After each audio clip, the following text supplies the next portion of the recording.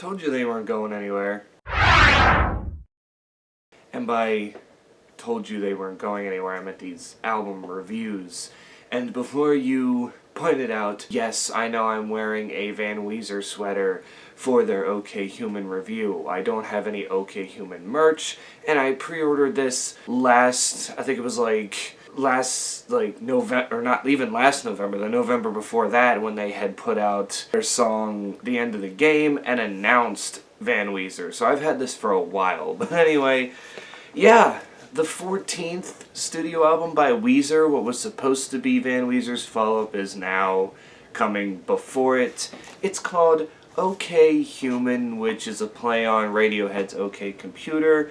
And this album was made a little differently. It wasn't made through like computer technology, and they used a lot more orchestral vibes to it. Again, I know I keep saying, or people think I keep saying in my reviews, that it was made through a computer. No, I know it was made differently. It was still tampered with. It's not the guitar-driven rock that we're going to hear on Van Weezer. It's 12 songs long, and it only falls about, 30 minutes long, if that. A lot of these songs are short. I think only like 4 of them fell over the 3-minute mark, and the longest song on here was Bird with a Broken Wing, which was 3 minutes and 52 seconds, so it was kind of a nice, easy listen, if we're being honest. There weren't any songs that dragged out and whatnot. They were just kind of like enough for me to really get into them. Now, the only one I didn't really like was Everything Happens for a Reason. It's just a short 24-second interlude.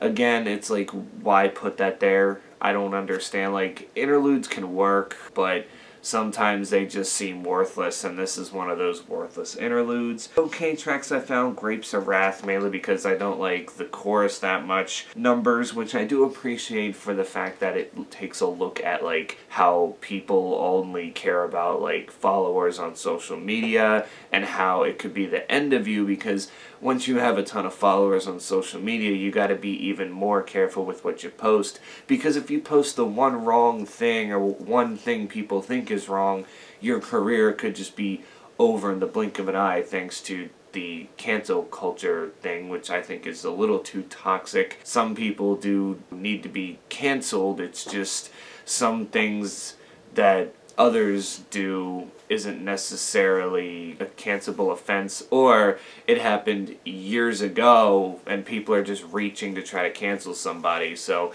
I really do like what this song has to offer, but for the most part, musically, it really didn't hit me that much. And Here Comes the Rain, I do like the chorus, but that was mainly about it, and that's why it ended up on my OK tracks, which leaves the rest as some of my favorites, all my favorite songs. This was the taste we got before the album. It kicks off the album itself. It's catchy as hell. I love it. I really, really, really do. The Gobi, Playing My Piano, which at first I was like, yeah, not liking it so far, but then it picked it up a little bit, and it did nice. And then we have Mirror Image, Screens, Bird with a Broken Wing, as I mentioned, the longest song on here, but a really good one. Again, it doesn't drag out more than it needs to. Like, they didn't try to make this 6 or 7 long minute bonanza of anything. It was just kind of like, this is what we have to offer, we'll give it to you. Not that them making a 6 or 7 minute song would have been bad, or other bands shouldn't do it. It's just, you know, this was another one of those songs where I think it was just right for the length of the track. If it had been any longer,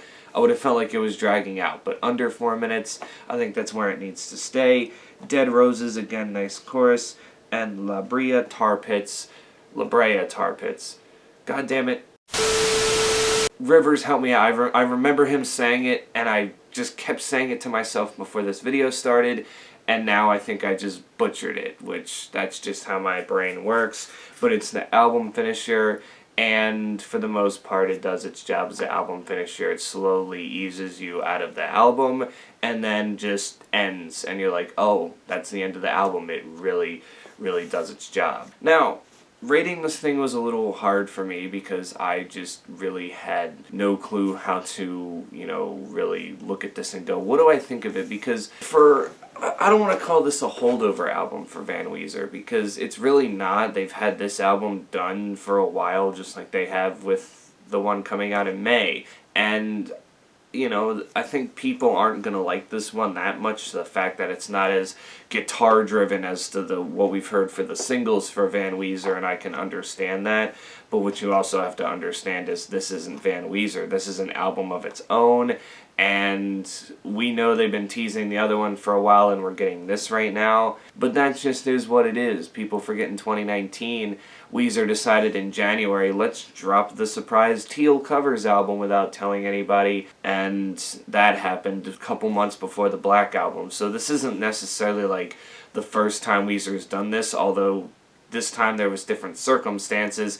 This album was supposed to come out this year, the other album last year, but because COVID hit, things went a little differently. So we're just going to get 2 Weezer albums for the price of 1. And album number 1 this year, to me, I think it's a 7. It's like a low 7, but it's a 7. I might have to listen to it a couple more times to see if any of these other songs grow on me, and even some of my favorite ones, maybe I might end up liking a little more. I don't know, but for me, I was just hovering around that 6.5, 7 mark, because although it was enjoyable, I just felt like there was something missing with this album, just a little bit, like not much. Like it still felt like a Weezer album, and it didn't feel like too technically over bloated like the Black album was. It felt actually pretty professional and pretty nice, but I don't know, there was just some parts of the songs where I was like, I really like the chorus, but the verses are a little weak, and then there was other ones where I'm like, oh, is it